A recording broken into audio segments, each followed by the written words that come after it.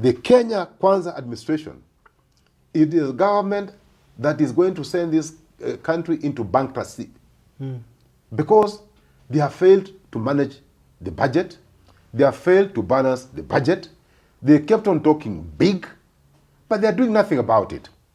How unintelligent can you be? Can this stupidity be cured? I think that's the question that people must be asking themselves. Yeah. Whether we're able to cure that stupidity. Send the messages until those phones jam. The expensive phones.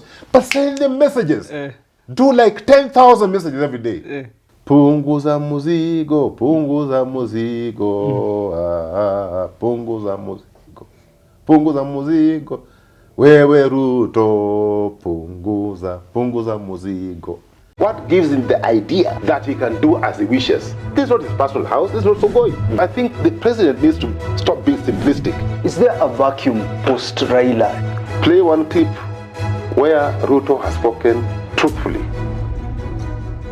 A very good day to you and welcome to Philip Kisia Unscripted. My name is Jadiel Kabiro. It's always an honor, it's always a joy, it's always a privilege to have you joining us here for this conversations to shape the policy and political decisions that are happening in this country. I'm here with Philip Kisia, leadership and governance expert, former Nairobi town clerk, ex-KIC CEO, founder trustee, KEPSA, I believe. He's going to talk to me about everything that is happening in the country when it comes to budget, finance bill. I'm hearing people are texting their MPs, telling them, usipitishe hiyo kitu.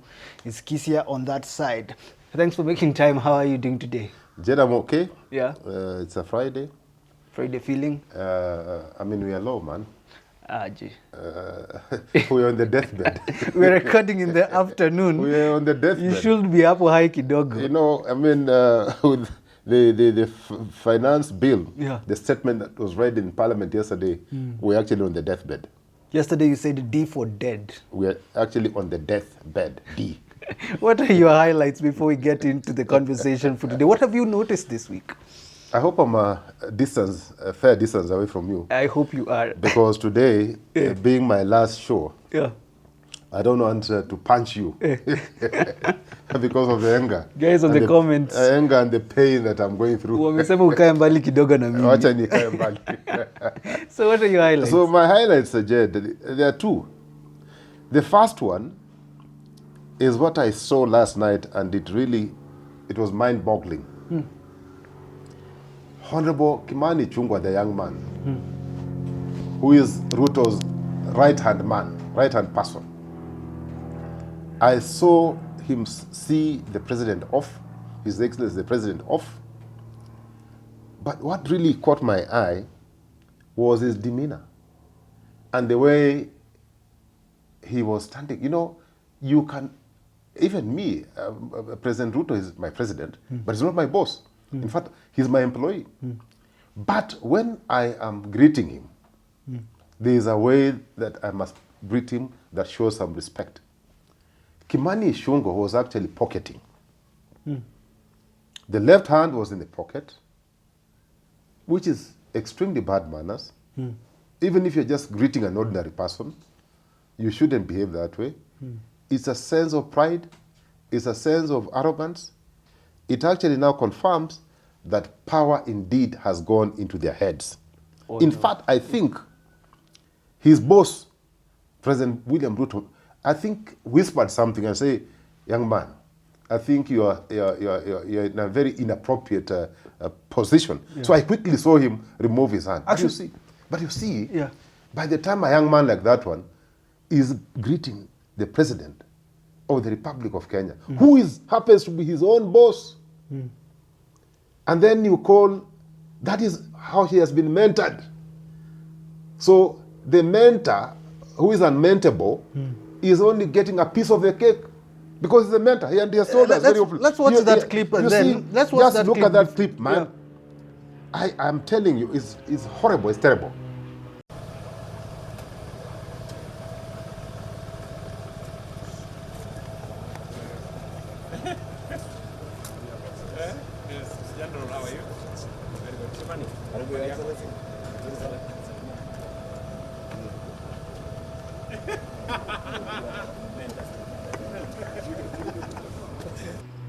Kisia, the president is laughing about it as Ichung'wa is taking out his hand out of the pocket. It's just, why is it a big deal for you? It's not a big deal.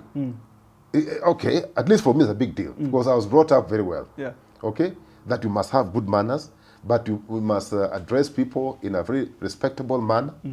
Okay, there's even a way to greet when you're greeting somebody who's above you in terms of age and in terms of probably, the office that he holds. Because he could be a brother. Maybe even he's your spouse. I don't know. But there's a way that you must behave, particularly in public, because we can see. Because the way Ichung'wa was behaved is confirmed that the two of them are just buddies, which is not the case. I thought President Ruto is the president of everybody. But that bad manners must be coming from somewhere. That bad manners must be coming from the mentor. And we all know who the mentor is. But what do you think actually made Ruto call him out for putting his hand in his pocket? it was embarrassing. Even for the president? Even for the president. And even if he smiled, or he pretended to be smiling, I think he felt it. Because, he's aware that we all saw. Everybody saw that, that clip. Yeah. It was horrible. It should not happen again. And I think this is where the Kenya School of Government comes in. And I thought that when these people were appointed to the offices, they were actually given a crash course, in good manners and, etiquette and all of, So anyway, but that is Kenya Kwanza government. That is how they prefer to operate. That is their style of operating. Okay. The other one, again, when I was watching Citizen, which is one of my favorite stations, when I was watching my friend Sam Getuku, and I think you young men, you inspire me in some way. You give me hope. The way you press questions. Chris Kipto is a very well-grounded fellow at least in finance. He has the necessary experiences in finance.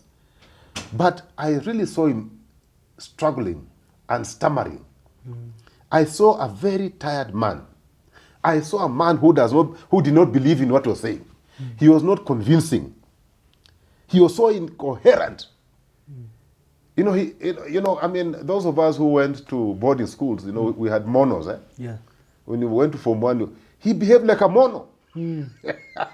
I asked myself, is this our permanent secretary in charge of treasury who can be intimidated by a young man? And Sam kept on pressing. And he pushed the man to the wall. He couldn't answer anything. He just kept on fumbling. He was asked, tell us about this tax. Say, oh, no, no, answer this question. Okay? So, my conclusion was that Chris Kipto, who is a very well-grounded fellow, who had been given a script to read, one, he did not believe in it, but most importantly, this is something that was being pushed through his throat. It is something that he does not even believe in. And he knows very well, Chris Kipto knows very well, that World Bank has never been a darling of any African government. If anything, World Bank will remove you from high dependency unit to ICU. And Kenya is in a high dependency unit. Oh. That's where we are. Even when you listen to the CS talking about recovery, what recovery? The economy is going to do better in the next financial year. What recovery when our projected growth is 5.6%? Projected growth. Where is the recovery? We are still in the high dependency unit.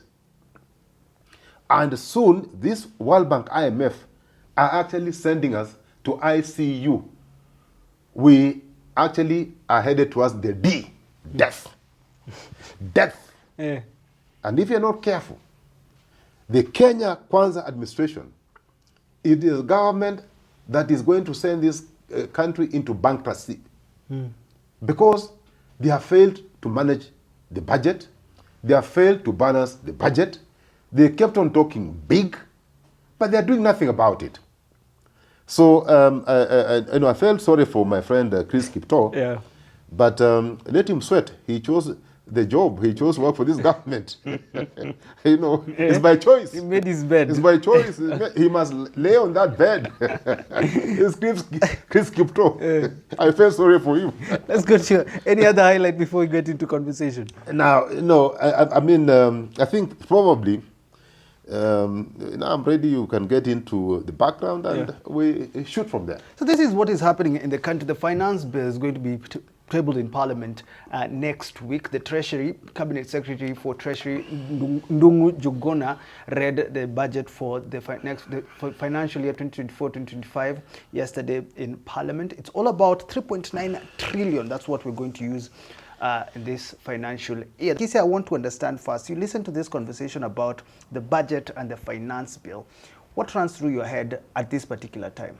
I think let's first of all get into context. Let us now, first of all, just re-examine the body that was actually has the mandate to collect the money, the 2.9 trillion that they are projecting. I think 3.9. No, collection. Oh, collection. I think it's about 2.9 trillion. Let us look at, first of all, the three basic management functions that informed the formation of KRA. They had three pillars. Okay? Because that's the body that is given the responsibility of collecting this money. So the first of all, you must even ask, does that body have capacity? Yeah? Have they actually been able to accomplish the three pillars that were set by the founder? And the founder Commissioner General of KRA happens to be my uncle. The first pillar was staffing. Getting the right staff to run and manage all the matters to do with KRA. I think over the years, we've been fairly successful.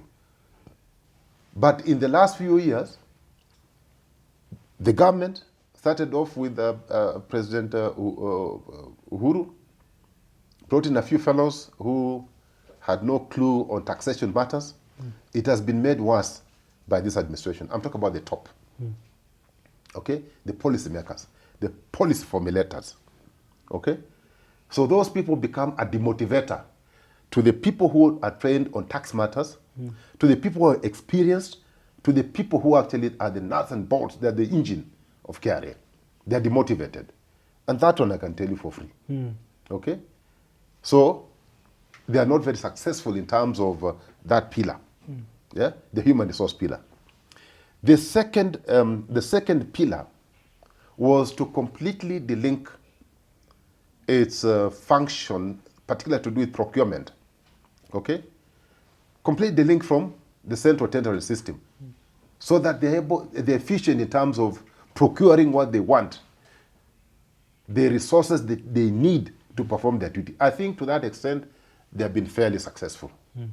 The third and final pillar, and I think they've been fairly successful, was how do you remunerate our people so that we are able to attract the best and retain the best. Again, yes, again, I think they've been fairly successful. So you are talking about a KRA that has a fairly good foundation laid by those who were there before. Okay? But this regime and the other regime destabilized the top. Okay, by bringing in people who were fairly inexperienced on taxation matters. So when you, and then the other thing, if you look at the architecture, that time, the idea was that KRA collects money, okay, and I think retains 1.5%. I think now it's going to about, it was supposed to have gone up to 3% of what they collect for their own operations, so that they don't go rush to the exchequer all the time looking for money and so on and so forth. Okay?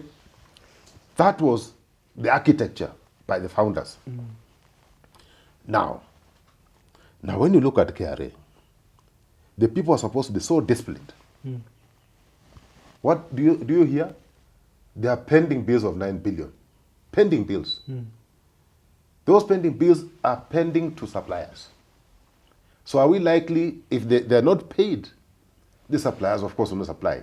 If they don't supply and get the suppliers on time, will they be able to function? maybe not, most likely not. They will not be able to function optimally.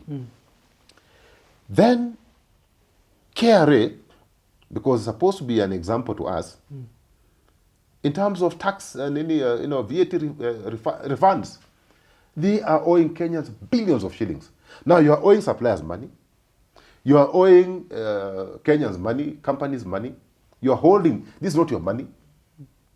What are you doing to these people? You are killing them. So you're actually killing the cow that produces the milk.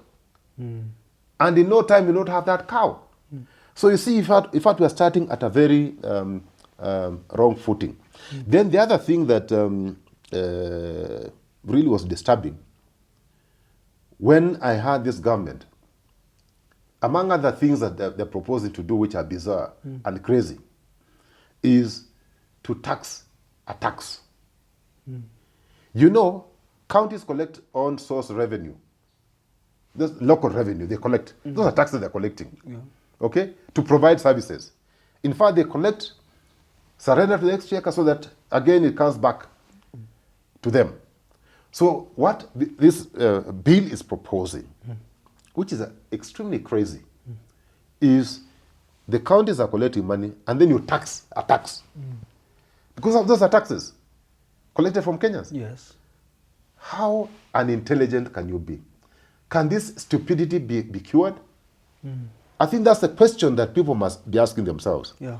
Whether we're able to cure that stupidity and incompetence of this Kenya Kwanza government. But you see the Kenya Kwanza government in the budget has allocated 400 billion to counties. So what do you make of this situation? Listen, I'm saying on-source revenue is a tax collected from people. They want to tax it again.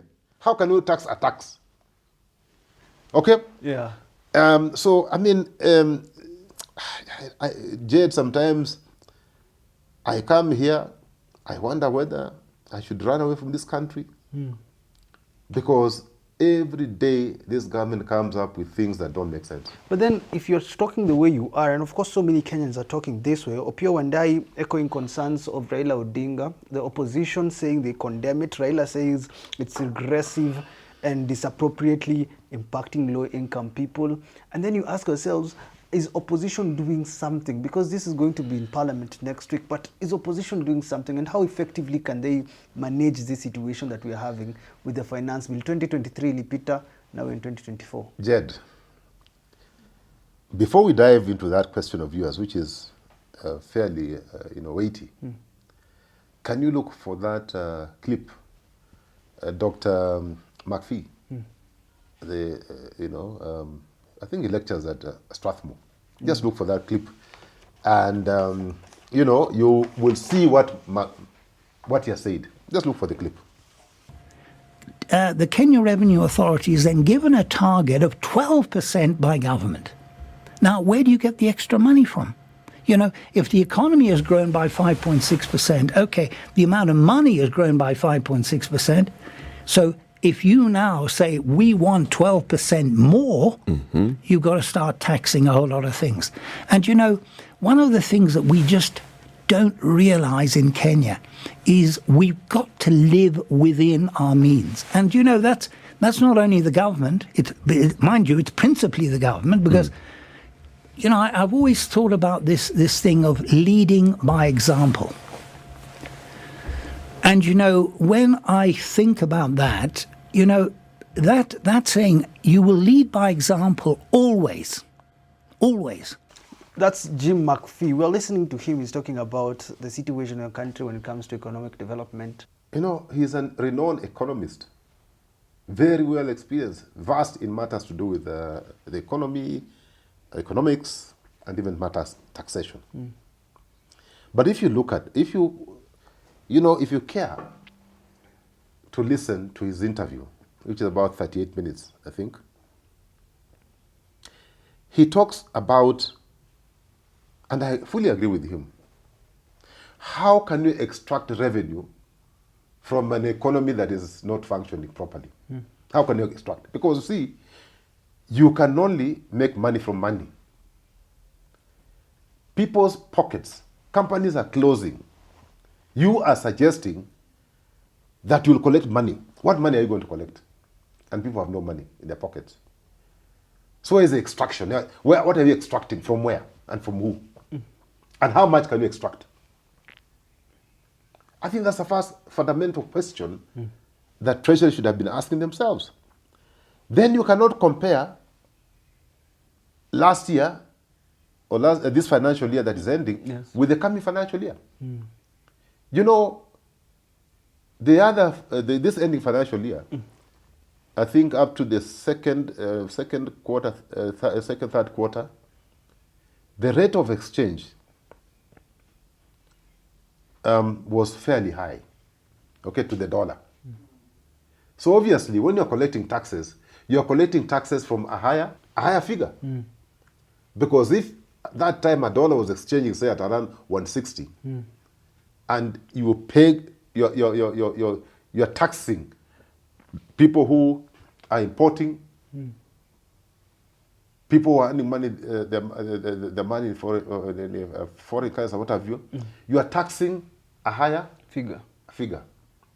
Now, whatever magic they did, they're saying they did some magic in between, and now we are at around 130 to a dollar. So it means that whatever they do, they'll be taxing on a lower figure than before. So there will be some revenue loss because of the exchange fluctuation. Yes. Okay? Definitely there will be some reduction in our collections. The other thing that I think is quite fundamental is the issue of growth. Our economy has been projected to grow at 5.6% or thereabout. Okay?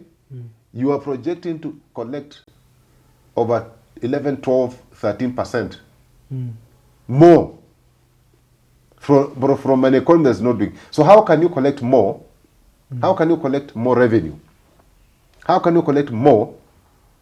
Yeah, economy that is... It doesn't. Does it make sense? It doesn't, because the economy is growing slowly. It doesn't make sense because the economy is not growing. Yeah. Not that it is not growing. 5.6 is still a figure. It is not. You see, during the Kibaki time, we hit in no time we hit almost 10% because the economy is working, because people are working. But here, there's nothing that is working. But getting back to your question about the opposition, what can the opposition do? I must say, and I must admit, that the opposition has been battered because the opposition has been raided by the system and deep state. So those people who are sponsored to parliament and are in parliament on account of opposition are in bed with the master. They're in bed with this guy who's carrying a hammer coming to crush Kenyans through taxation. Okay? So we expect that the opposition, together with those members of parliament from Kenya Kwanza, will remember one thing. So we now talk about political effectiveness. They'll remember one thing, that they are not there courtesy of William Ruto. They are there courtesy of the Kenyans or their constituents who elected them to parliament. So this time round, they will vote with their conscience. They will vote with their heads. They will vote remembering that they're in parliament because of that mwananchi. Of course, the opposition now must really assert itself. I know Baba may not play a very critical and strong role right now, considering the fact that he's going for AU. So he has certain limitations. But I expect if the government, the Kenya Kwanza government, makes an attempt to pass this budget as is, I expect those who are left behind by Raila, led by Kalonzo Musyoka, to get people back to the streets. We must have mass action. Okay? And this time, there will be no turning back. Mass action to the point that this government should be brought down to their knees. Okay? Do you think this is why the bill... There must be demonstrations. There must be picketing. Okay? There must be pressure. We must do whatever it takes. We must make sure that the government does not function. We must even go to the extent of economic sabotage by making sure that we stop using motor vehicles so that the government cannot buy fuel, and then they not get revenue from the tax from fuel. We must just make sure that this government does not have money to function. We must make sure that Parliament stops from operating. Okay? So I expect very serious action to be taken by the opposition and even those who believe that they are not their courtesy, this administration. The other thing, we expect the media to play its role. Okay? They must highlight this. They must educate the masses. Okay? They must just not give us useless headings. Some headings which have been sponsored. They must report truthfully. They must tell us the pain we're likely to go through. The pain we're like. So I expect more analysis from the media houses. They must analyze this budget more than ever before and report back to the masses. Of course, I also would plead with Baba not to abandon his folk. I know he's going for AU.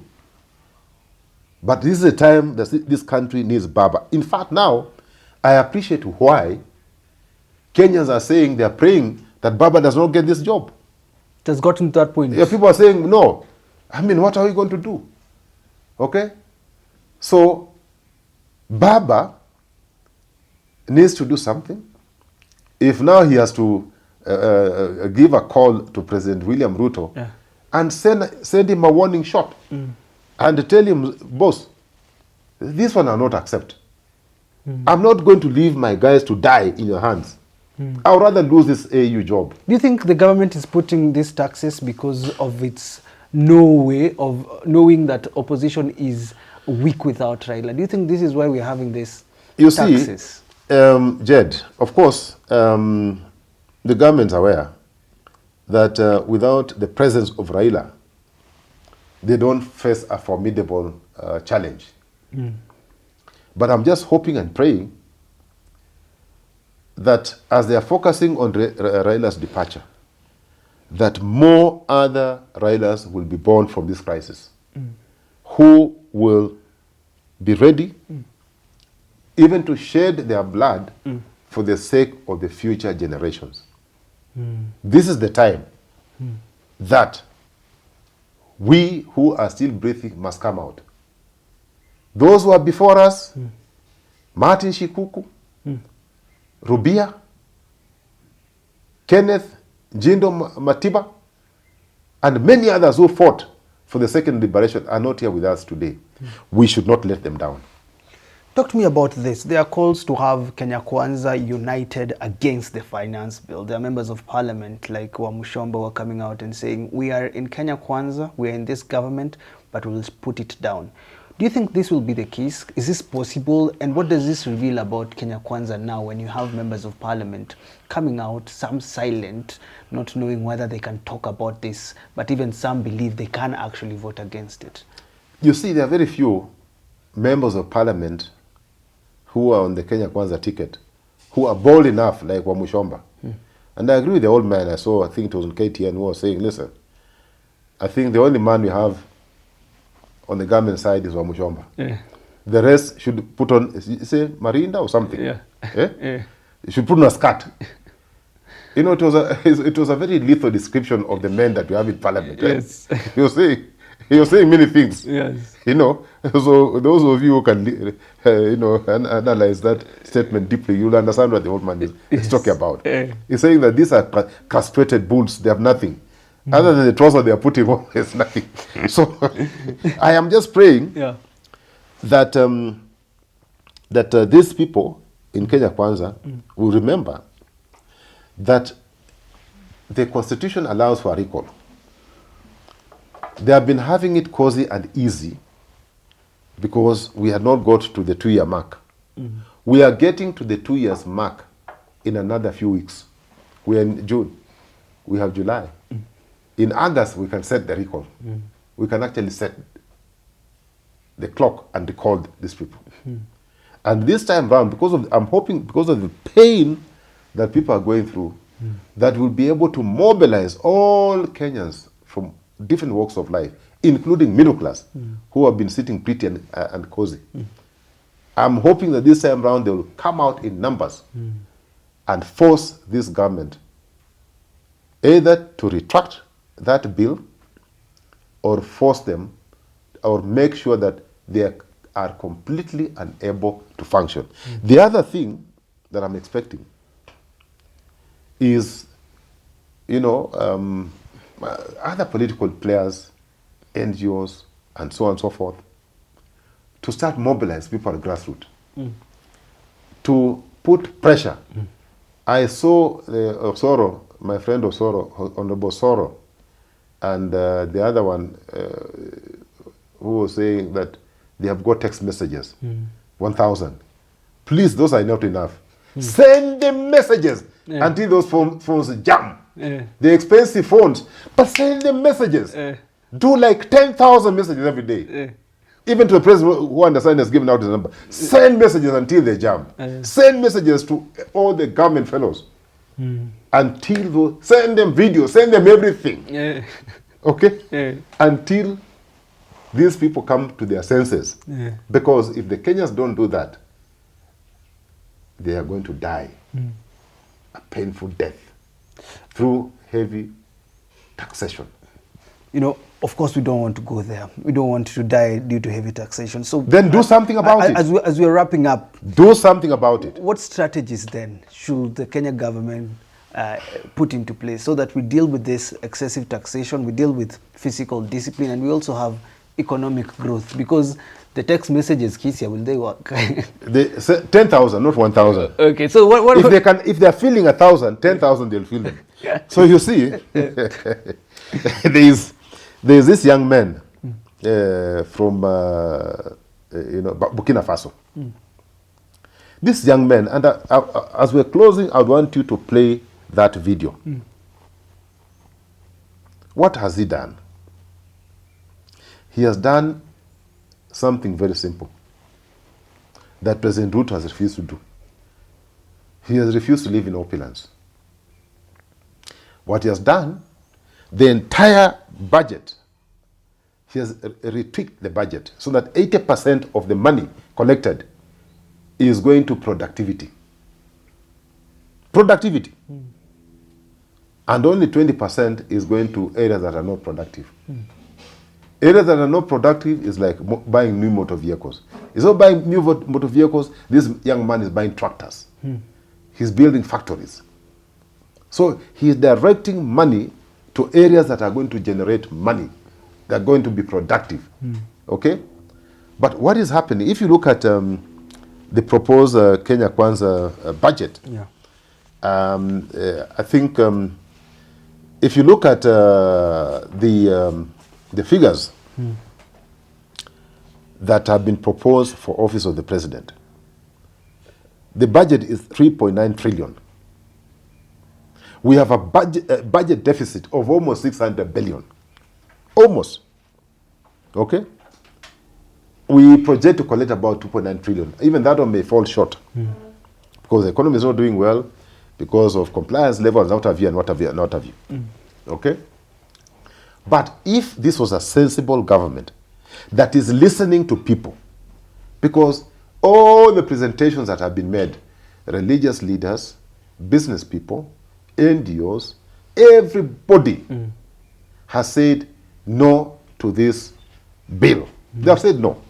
And they have even made proposals on what can be done to improve this tax and any budget. Okay? So when I interrogated this budget, I still see office of the president, which does not produce anything. They just consume and buying belts and shoes worth 2 million shillings. Okay? They don't produce anything. Does OP produce anything? Does it, Jed? But it has been allocated over 350 billion shillings, one office. Does it produce anything? Other than hiring jets other than buying belts? Does he produce anything? If President Ruto was serious, he would have done what the young man from Burkina Faso has done. Cut down your budget in the office. I can tell you for free. I can tell you for free. If you interrogate that budget of President William Ruto's office, you can knock down 100 billion. Easily. And you still function. Because it's money, just wasted money. Money that is doing things that don't make sense at all. Okay? If you look at, again, if you come to DP's office, a principal assistant, what value does he add to anybody? In fact, he has no work to do. That's why he's just all over. He is not producing anything useful. Yeah. He's not doing anything useful. He's not even useful to himself. Yeah. He's been allocated almost 250 billion shillings. To do what? Do you know those two offices have been allocated almost 600 billion shillings? Two offices, 600 billion, and 47 governments. 47 governments have been allocated 400 billion. And then you want to tell me that we should be proud and happy? That two offices that don't produce anything. There is a consumption, those are consumption points. They produce nothing. You want to tell me Rigathi cannot do with 100 billion? So if you're talking about this budget deficit, because our budget is not even balanced, the first thing that you must do is to live within your means. And that is what the young man at Burkina Faso said, President Traore. He said, we must live within our means. I don't have to drive a new car. You ministers, you don't have to. You are going to use more old motor vehicles. We are cutting down on international travel. President Ruto is in the flight every day. In fact, I think he's a guest to Kenya. He's just a guest. He's a tourist. He comes here and then he goes. So then, because see, the budget, they're proposing to borrow 263 billion from the domestic market. And you know what that will do? It will starve you and me and companies money. Because you see, the banks will loan the government because they are loaning them at high interest rate. So they are going for the money that we are supposed to be going for. So we're going to starve. Then this government talked about borrowing, that they will live within means. They are still proposing to borrow more than 330 billion from foreign, foreign banks. I assume IMF and other people, and the World Bank as well, so forth. Okay? I think what we need to do, and I want you to look for that video, President Traore, living within means. You must play it so that President Ruto can understand that that you can actually do with little resources and still be able to deliver. The other thing that I want to Jed, when we say that lowering taxes, they improve on compliance rates. Just look at COVID period. Taxes were lowered, and we were still able to collect more money. Why? Because the compliance rates were very high. Yet business levels were down, people were affected, but people still supported government by paying taxes. So when we talk about lowering tax to enable greater compliance, to encourage people to pay taxes, we are not thick. It has been done elsewhere, and it has worked. Even here, it has worked. Okay? It encourages voluntary compliance. And that's what you need. Because even collecting taxes, going for tax collection, is a cost to you. The other thing that I'm proposing that must be done by this government is to empower the Commissioner for Domestic Taxes. He's the one who collects taxes for us. He needs to be given support and all the necessary resources that they need to collect money for us. You cannot serve that office money and expect them to produce. If you don't feed a cow, you don't get the milk. The Commissioner of Income Tax, or whatever we call them nowadays, that is the guy to look at for revenue. The other thing is there's a lot of money in the circulation. they should forget about spending so much energy on small people. What Museveni called these people do, what do Muchomo. You're going for those Muchomo fellows. Yeah. It's a waste of time. These wash people who are in this Kenya Kwanza government, the taxman should do what they're supposed to do. So you know them. Yeah. They are known, wash. And there are many, even in parliament. Wash. They are handling billions of shillings. They should allow the taxman to do their job. To call those fellows, the wash, who are living lives that are beyond their means. Call them in a small room like a priest and get their share.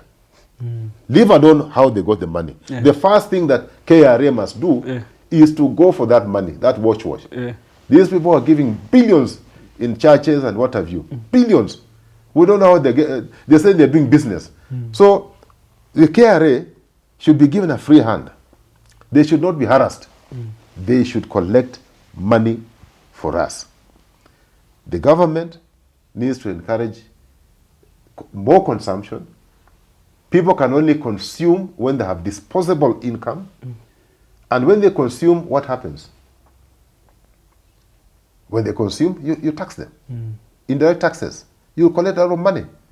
But when people are not consuming, if you think that you are going to punish people who are active above the waist, people who smoke, people who drink, those are people who are going to punish. And you want to punish them. You want to even increase, put VAT on bread, 16%. You want to put that, and you think you're going to succeed, what happens? Consumption drops for everything. Bread, alcohol. People will say, okay, instead of doing with 10 sticks in a day, I will do with the 2. Nitavumilia. Poor Mkenya. Okay? You know, there's this concept of when I receive, I must give. It's human nature. If I receive, I must give it back through spending. There's no human being who keeps money. Yes.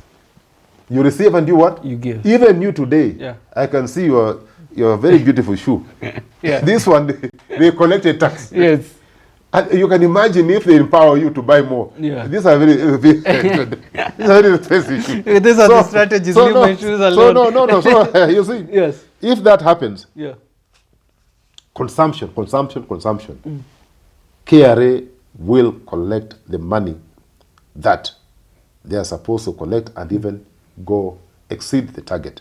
But when they are saying they want M-Pesa to increase excise duty from 15 to 20% on M-Pesa. And you know M-Pesa is just an enabler. I have a Harambe, you give me money. Or I'm the chama, I collect the money and then I disperse on your knee. You know? Or I borrow money from you, 20,000, you send me on M-Pesa. It's borrowed money. Yes. Then I send it to the village. Okay? I'm sending to my mother. Okay? I mean, my mother is with the creator. But you're saying to your mother or to your relative in the village, you want to tax. Okay? You want to tax bread, 16%. You even say circulation tax, motor vehicle circulation tax of 2.5 is affecting just the middle class. For heaven's sake, it's going to affect everybody. Because almost everybody, maybe other than the few fellows in Kenya Kwanza government, use wheelbarrows. Maybe they use wheelbarrows. But 95%, in fact 97% of the Kenyans use some form of transport that relies on fuel and a motor vehicle to move. So if you are imposing tax on motor vehicles, it will affect majority of Kenyans. They have even proposed that the hustler who is owning a border and is valued at 130,000 and above should pay tax. Should pay more excess tax. I mean, this is a government that doesn't care about Kenyans. Finally, maybe you can tell me, where there is will, there is way. Do you think the government has the will to make sure that things change? The will? To make sure that things change, to implement some of the strategies that you've given them. Do you think there is that will from the national There's no government? will. You heard what the president said. Say, pass the bill. He didn't even say, listen to what the stakeholders have said. Listen to what Mwananchi has said. Okay? Listen to them. And take their views a bit more seriously, incorporate their views so that the final product is acceptable to Kenyans. He has just ordered fellows, and it was a public statement, Jed. He said, pass it. It means he doesn't care. He wants it passed. And I can tell you, he's going to meet fire. Well, that is my conversation with Philip Kisia on the finance bill. Are you going to text your muheshimiwa? Tell them not to pass that bill, because that is what Kisia is saying. 10,000 might at least do. That is for Kisia. Are you going to do that to your member of parliament? But that is it for the finance bill. But before we wrap up, Kisia wants to take a break, by the way. I mean, Angusha. But Kisia, as you're wrapping up, what is your final message to Kenyans? Well, Jed, you're taking a break. I believe in taking, some time to rest. We've been here together for some time. Yeah. I just want to take a little break. I'm sure even the Kenya Kwanza government is tired of listening to me. A break will do. It will do for me. It will also work for them. It will also work for you. You need a break. But in closing, I'm saying, there is a video I've seen circulating around. It says, punguza muzigo, punguza muzigo, punguza muzigo, punguza muzigo, wewe Ruto, punguza muzigo. Maisha yamekuwa magumu, maisha yamekuwa magumu, wewe Ruto, maisha yamekuwa magumu. Take that very seriously. That is how a revolution starts. That is how a revolution starts. When you see people who are out in the streets, when you saw that guy jumping on my friend Njuguna Ndungu and wanting to run with that budget speech of his, people don't care anymore. Take what you're seeing, my good friend, Your Excellency, President Ruto, take these things seriously. I know you want to behave like Idi Amin, like Mobutu Sese Seko. They used to put on the counters that you're putting on, both of them, those counters. You look good in them, but please, if you don't listen to the cause of Mwananchi, the cries of the Mwananchi, you're coming to an end. Well, I gotta wrap it up, but for how long will you be gone? Well, I'm hoping that if Unaenda kwa mlima?